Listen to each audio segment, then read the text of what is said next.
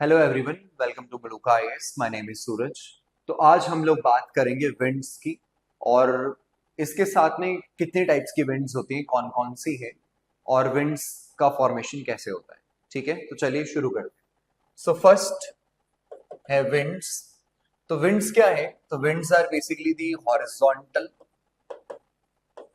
Horizontal motion of air. ठीक है, हमारे चारों तरफ एटमॉस्फेयर है जिसमें एयर एक इंपॉर्टेंट कंपोनेंट है। तो वैसे ही जो हॉरिजॉन्टल मोशन होता है एयर का, उसको हम सिंपल कह देते हैं विंड्स। विंड्स हमेशा चलती हैं high pressure to low pressure, और विंड्स जनरेट होती हैं, ठीक है, they are basically generated through the pressure gradient force. Pressure gradient force. अब ये प्रेशर ग्रेडियंट फोर्स क्या है? This is called as PGF. ठीक है, ग्रेडियंट का मतलब होता है चेंज। अब ये प्रेशर ग्रेडियंट किस फॉर्म में है? लाइक फॉर एग्जांपल कि ये चंडीगढ़ है, ठीक है, तो चंडीगढ़ में भी प्रेशर है 200 मिलीबार। अब दिल्ली की तरफ चले, दिल्ली अंबाला, तो अंबाला में प्रेशर हो गया 400 मिलीबार। ठीक है, उसके बाद अगला स्टेशन जो है वो आता है आपका सोनीपत, प्रेशर हो गया ऑलमोस्ट 600 मिलीबार। और फिर आता है दिल्ली। तो दिल्ली में अगर आप देखोगे तो प्रेशर हो गया ऑलमोस्ट 1000 मिलीबार। आप देख रहे हो कि दिल्ली में हाई प्रेशर है, चंडीगढ़ में लो प्रेशर। अब हाई प्रेशर से नहीं, दिल्ली से एयर मॉलिक्यूल्स किसकी तरफ चलना स्टार्ट कर रहे हैं? चंडीगढ़ की तरफ। तो इसको कहते हैं हम लोग कि इस तरफ को जो ग्रेडियंट बनेगा एयर मॉलिक्यूल्स का, इसको हमने कह दिया PGF. This is the pressure gradient force, right. तो ऐसे विंड्स चलती हैं। अब विंड्स क्या है? विंड्स सबसे पहले उस जगह पे ज्यादा फास्ट होंगी जहां ज्यादा वेजिटेशन नहीं होगा, यानी नो वेजिटेशन। तो नो वेजिटेशन मतलब डेजर्ट्स का एरिया, क्योंकि अगर पेड़ होंगे, ऊंचे ऊंचे बड़े बड़े पेड़ होंगे, तो ये विंड्स को स्लो कर देते हैं। ठीक है, स्पीड को भी स्लो करते हैं, डायरेक्शन भी चेंज करते हैं। दूसरा, अगर बड़ी बड़ी इंडस्ट्रीज होंगी, कोई इंडस्ट्रियल एरिया है, ठीक है, बिल्डिंग्स है बड़ी, तो उस एरिया में भी विंड्स क्या होंगी? स्लो होंगी, मॉडिफाई होंगी। ठीक है, और रेजिस्टेंस इनको एक तरह से मिलेगा, उससे विंड्स स्लो भी होती हैं, डायरेक्शन भी चेंज होती रहेगी। अगर यहाँ पे कॉरियोलिस फोर्स है, ठीक है, कॉरियोलिस फोर्स जो कि अर्थ की रोटेशन की वजह से जनरेट होता है, तो कॉरियोलिस फोर्स क्या करता है? ये विंड्स को स्लो नहीं करता, सिर्फ क्या करता है? डिफ्लेक्ट करेगा विंड्स को, ओनली डिफ्लेक्ट द विंड्स। तो ऐसे ये विंड्स बनती हैं, ऐसे पूरी काम करती हैं। ठीक है, अब देखते हैं टाइप्स ऑफ विंड्स। तो टाइप्स ऑफ विंड्स में सबसे पहले आती है global winds. These are global winds, also called as planetary winds, also called as permanent winds। ठीक है, दूसरा अगर आप देखोगे, दूसरा है regional winds. Regional winds also called as monsoonal winds। ठीक है, और तीसरा है लोकल विंड्स। Local winds. तो ये जो ग्लोबल विंड्स है, प्लानिटरी विंड्स है, परमानेंट विंड्स है, ये एक ही है, मतलब पूरे ग्लोब पे चलेगी, पूरे प्लेनेट पे चलेगी, और इनका कोई टाइम पीरियड नहीं होता चलने का, ये हमेशा चलती रहती है। इसमें तीन इंपॉर्टेंट आती हैं। सबसे पहली है that is tropical easterlies. Tropical easterlies also called as trade winds. ठीक है, सेकंड आती है, सेकंड वेस्टर्लीज, वेस्ट के डायरेक्शन से आने वाली, और उसके बाद आएगी पोलर ईस्टर्लीज। पोलर ईस्टर्लीज, तो तीन आ गई। सबसे पहले ऊपर वाली ट्रॉपिकल ईस्टर्लीज, फिर आगे वेस्टर्लीज, फिर कौन सी आ गई, पोलर ईस्टर्लीज। अब अगर आप देखोगे रीजनल विंड्स, तो रीजनल में मॉनसून आ गया, तो भारत में मॉनसून आता है जिसको हम साउथ एशियन मॉनसून कहते हैं, एशियन मॉनसून। और ये मॉनसून क्या है, ये एक सीजनल रिवर्सल ऑफ विंड्स है, सीजनल रिवर्सल ऑफ विंड्स है। इसी वजह से एक इसमें ड्राई सीजन है, दूसरा कौन सा है, वेट सीजन है। तो वेट सीजन कब होता है, जून से लेकर के सितंबर मंथ तक, ठीक है, ऐसे पूरा सिस्टम काम करता है। तो इसमें अगर आप देखोगे मॉनसून्स, तो ये एक रीजनल फिनोमिनाज होते हैं, ठीक है, रीजन के रीजन बाय बेसिस पे डिपेंड करते हैं। उसका जो लोकल विंड्स हैं, ये बहुत छोटे एरिया में चलती हैं लोकल विंड्स, जिसमें लोकल विंड्स कई तरह की होती हैं। कुछ जो है अगर आप देखोगे सी और लैंड के बाद चलते हैं, जिसमें लैंड या फिर सी ब्रीज के नाम से इसको जानते हैं, लैंड और सी ब्रीज। कुछ वार्म विंड्स होती हैं,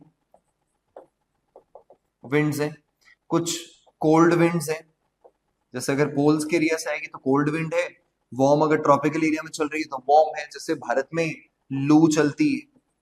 सो लू is a warm wind, local wind. सिर्फ और सिर्फ कब चलेगी, ये चलती है सिर्फ समर्स में, ठीक है, अप्रोक्सीमेटली मई में, जून में।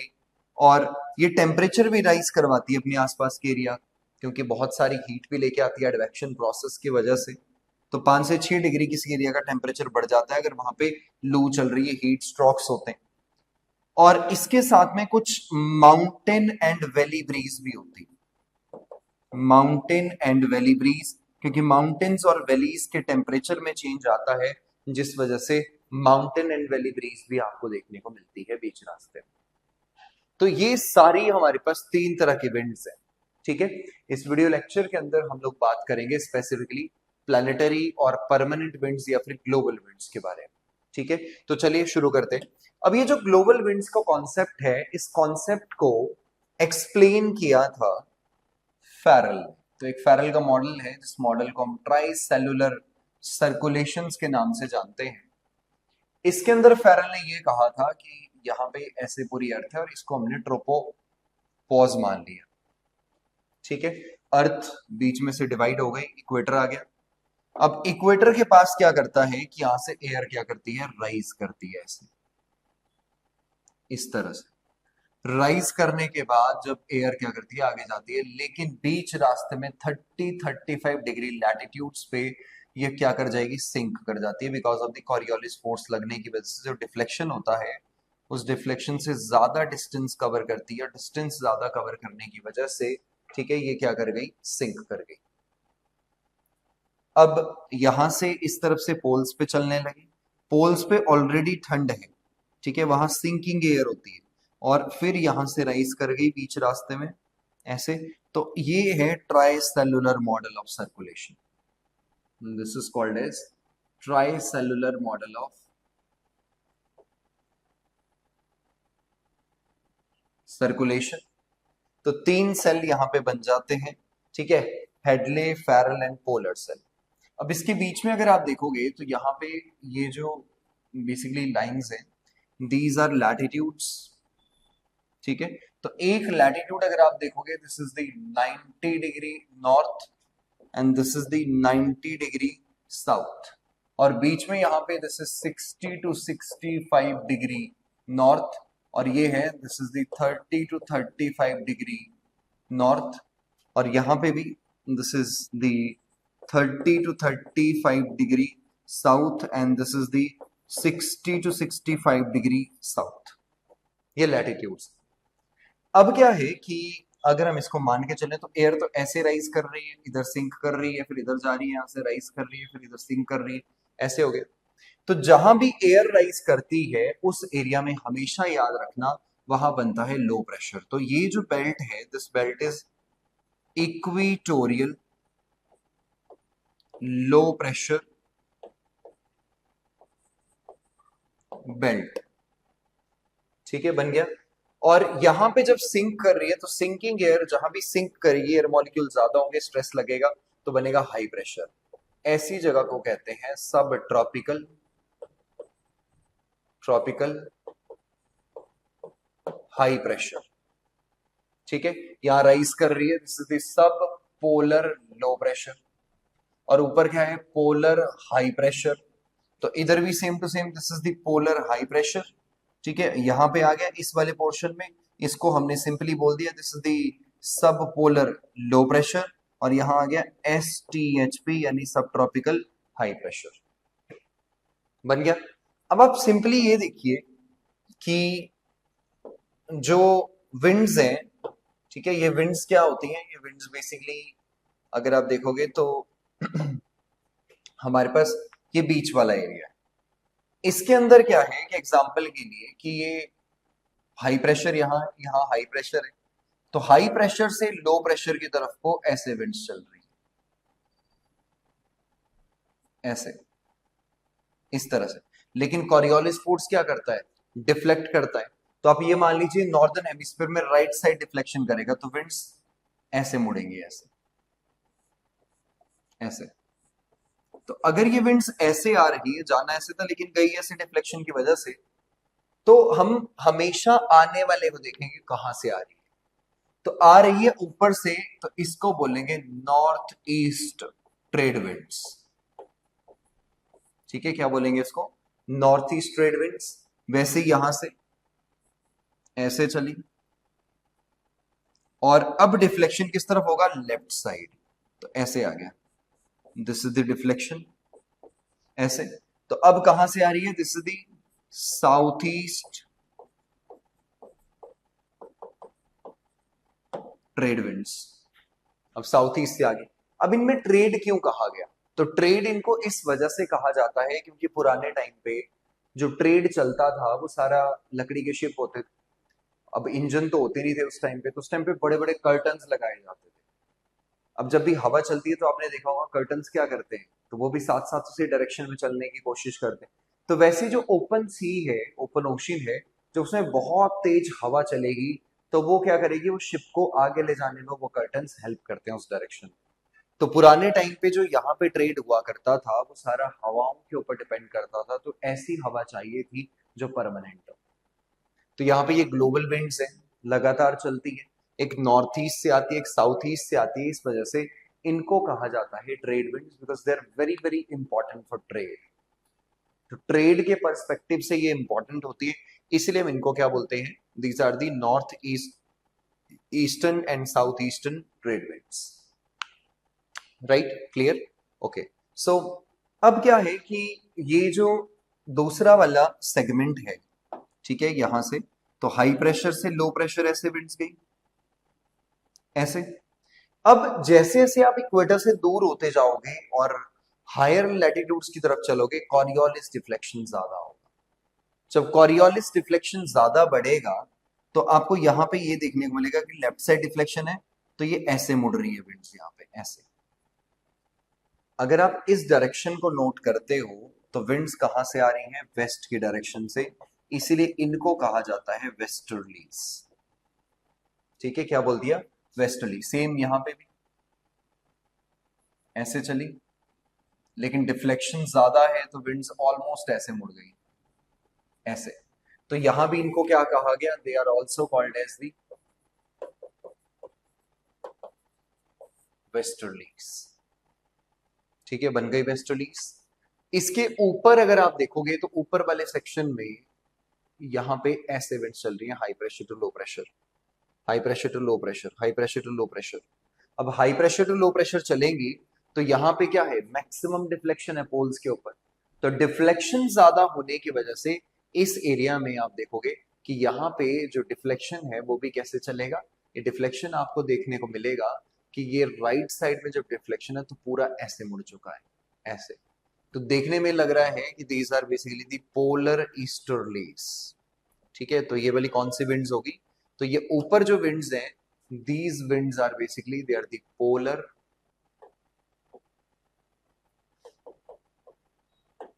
ईस्टर्लीज, ठीक है, डन, ओके। अब देखिए जहां पे नॉर्थ ईस्ट और साउथ ईस्ट आती है, इधर एक जोन बनता है, इसको कहते हैं ITCZ। This ITCZ is inter tropical convergence zone, ठीक है, तो हमेशा याद रखना कि राइजिंग एयर जहां भी होती है, rising air, it is always unstable condition produce करेगी, अनस्टेबल कंडीशंस। और जिस एरिया में एयर सिंक करती है, यानी कि सिंकिंग एयर, तो सिंकिंग एयर कॉज काम कंडीशंस, काम कंडीशंस। तो ये जो जिस एरिया में एयर सिंक कर रही है, इसको कहते हैं horse latitudes, they are called as the horse latitudes. Horse latitudes, अब हॉर्श लैटिट्यूड्स क्यों कहते हैं इसको? क्योंकि घोड़े बेचने लाते थे ये शिप के ऊपर, और काम कंडीशंस होने की वजह से इस एरिया में विंड्स नहीं चल पा रही, तो घोड़े क्या कर गए बेचारे, यही रुक जाते थे। ठीक है, शिप भी साथ में, क्योंकि घास भी बड़ा लिमिटेड था, पानी बड़ा लिमिटेड था, बारिश नहीं होती यहाँ पे, तो इनको कई दिनों तक ऐसे मौसम के इंतजार करना पड़ता था जिससे कि इनको हवा से ये जा पाए, आगे चल पाए। तो कई बार ये जब बीच में रुक ही जाते थे, तो जब घास वगैरह कम पड़ता था, तो कुछ घोड़े उठा के ये पानी में फेंक देते थे कि कम से कम जो बाकी घोड़े बचे हैं उनको खाना खिला सके, उनको बचा सकें, जब तक कि कोई और रास्ता नहीं निकल जाता, तो उनसे थोड़ा प्रॉफिट कमा लेंगे, नहीं तो सारे मारे जाएंगे। तो ऐसे में ये जो 30-35 डिग्री नॉर्थ एंड साउथ है, इसको स्पेसिफिकली कहा जाता था, they are called as the horse latitudes. ठीक है, क्लियर यहां तक, ये समझ आया आपको? अब देखिए, जो मॉनसून है वो ट्रेड विंड्स का ही मॉडिफिकेशन माना जाता है। ये जो ट्रेड विंड्स होती हैं, जब ये ऑनशोर होती हैं, ठीक है, ऑनशोर मतलब जब ये किनारे पे आएंगी, ईस्टर्न साइड से ऑनशोर होती है, तो ये सी से आती हैं लैंड की तरफ। और जब भी ये सी से लैंड की तरफ आती है, तो सी से लैंड की तरफ आने की वजह से ही आपको ये देखने को मिलेगा कि ये बारिश करती है। ठीक है, लेकिन जैसे जैसे लैंड से ये दूर जाना स्टार्ट करेंगी, ठीक है, मतलब सी से दूर जाना स्टार्ट करेंगी, तो मॉइस्चर कम होता जाएगा और बारिश कम हो जाती है। तो ज्यादातर जो डेजर्ट्स हैं वो आपको मिलेंगे ऑन दी वेस्टर्न साइड्स पे, लेकिन ईस्टर्न साइड्स पे काफी अच्छा जो रेनफॉल है वो देखने को मिलता है। वेस्टर्लीज ऑनशोर ऑफशोर दोनों साइड बारिश करती हैं, और जो ऑफशोर है वहां पे इस वजह से, क्योंकि उसको हम बेसिकली बियॉन्ड 50 to 60 डिग्री के बाद उसको टेम्परेट साइक्लोन्स के नाम से जानते हैं। ठीक है, बाकी पोलर ईस्टर्लीज का अगर आप देखोगे तो दे आर बेसिकली लाइक, ये तो वैसे ही बहुत दूर है, बहुत कम लोग यहाँ पे रहते हैं, तो ज्यादातर ट्रेड विंड्स और वेस्टर्लीज का यहाँ पे देखने को कॉमनली मिलता है। सो ये थी सारी ग्लोबल विंड्स, 3 तरह की ग्लोबल विंड्स के पैटर्न के बारे में हमने समझा कि कौन कौन कैसी है। ठीक है, नेक्स्ट वीडियो के अंदर हम बात करेंगे ग्लोबल विंड से जुड़े क्लाइमेट्स के बारे में। आज की वीडियो में इतना ही, धन्यवाद।